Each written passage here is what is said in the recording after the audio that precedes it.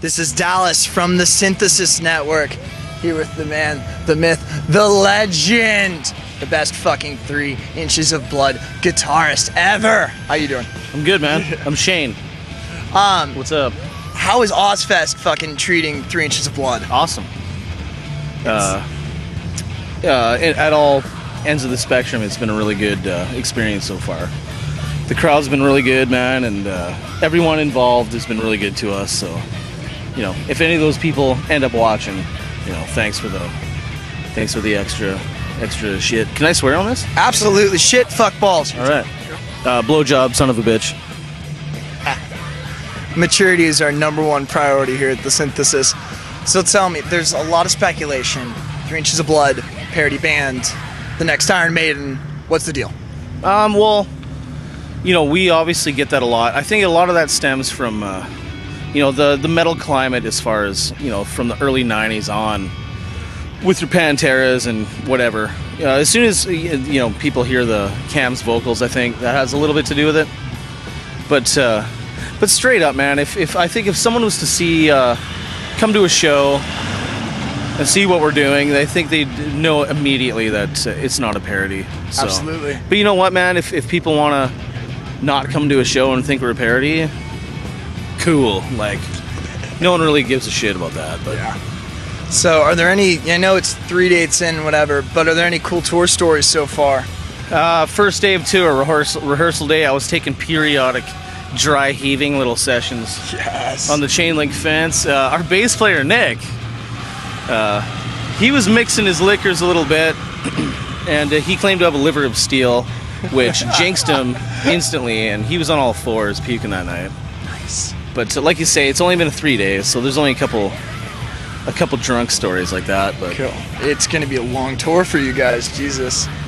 Yeah, it all ends September 4th for us. Man, yeah. That's crazy. Is there any one band here that you guys idolize or love playing with right now? Well, I'll speak on behalf of myself, but Mondo Generator is a favorite of mine. So, led by the lead singer of Caius? He actually played bass. He played bass in Caius, and he sang and played bass in Queens of the Stone Age. Very cool. Great bunch of guys, but they rock fucking hard, man. And it's one of those things. If I can't make the show, I'm kind of bummed out. But absolutely. Them, I mean, Behemoth is amazing. They do this with the audience. This is the audience. They do this. They squash them. And but I mean, all the bands have something cool to offer. I'm having a good time. Like, it's very diverse kind of a bill, so it's cool. Absolutely. What's up next for 3 Inches of Blood?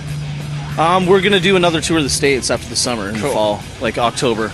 So it's kind of up in the air who with, but it may be on our own with some other bands. But that'd be cool on a smaller scale, or we may open up for a bigger band. But whatever happens, we'll be back in the fall in the States, and then I think we're gonna be heading over to the UK in November. Yeah. And doing our thing over there. If people are coming out to a 3 Inches of Blood show, what are they expecting? What should they expect? They're gonna get a lot of righteous tones. I don't know. Why did I say that? I don't know. No, they're gonna get, I don't know, just a lot of barn burning metal, man. A lot of headbanging. A lot of just a fucking righteous singer. We've got 2 vocalists. Jamie, who he's the on the opposite end of the spectrum. You know, we got Cam doing the high stuff, and then Jamie's got his you know, his thing, which when I hear him, it's like a Millie from Creator kind of Thomas Lindbergh black metal thing going on.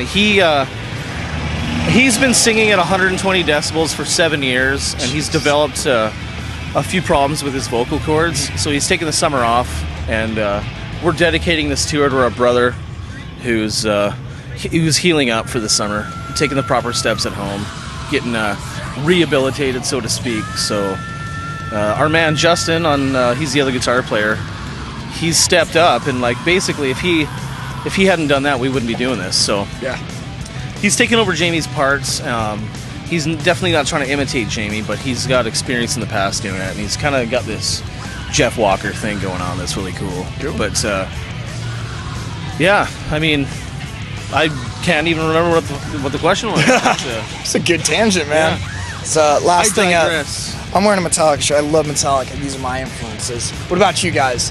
There's definitely some Iron Maiden in the vocals. You can definitely hear it. Yeah. What else is on your palette? Well, I mean, there's the obvious ones that people who aren't dorks about metal, as far as, you know, the first wave and like new wave of British heavy metal.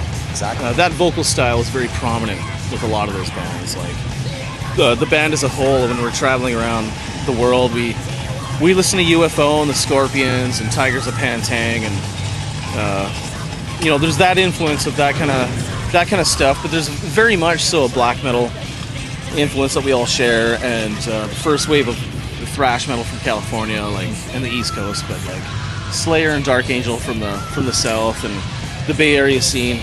You know, the H Team, Exodus, and there's Exodus, and just, you know, Testament. Like, for me personally, all those thrash bands taught me how to play guitar, and it's the dual guitar dynamic that we're wearing on our sleeve, as you know. I just did that. No, these are our influences, man. And if you can pick out some stuff cool, and you know, hopefully, you know, some younger kids will discover UFO, because that's one of those bands that should have been way bigger than they were. Diamond Head too. I mean, I discovered Diamond Head from Metallica, and Yeah. you know, Metallica is a very, very big influence on me. But I'd have to say that AC/DC and ZZ Top are my favorite bands right now. Oh, dude. I like the Dime look, by the way. Cool. Looking like Dimebag Joe. And you guys People are like, hey, Dusty Hill, what's up? You guys definitely have the best press photos in the fucking world, by the way. Thanks. It's so exciting. So last thing, drink beer with me? Yeah. Yeah, cool. I happen to have a Budweiser in my pocket. You guys, Cheers. This is how Shane with 3 inches rocks it. Cheers up. Eye contact, man. There you go. Oh. This is Dallas Oliver from the Synth. Go away. He heard me. This is Dallas Oliver from the Synthesis. Shane, 3 inches of blood, and the entire Ozzfest community saying cheers. Cheers, brother. Cheers.